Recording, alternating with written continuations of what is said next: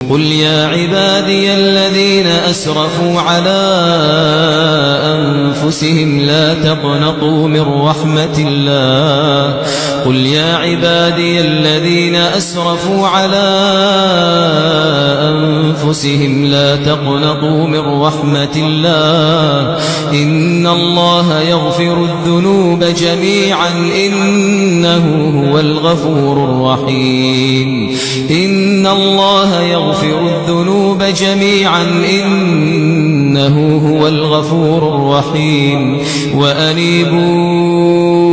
إلى ربكم وأسلموا له من قبل أن يأتيكم العذاب ثم لا تنصرون واتبعوا أحسن ما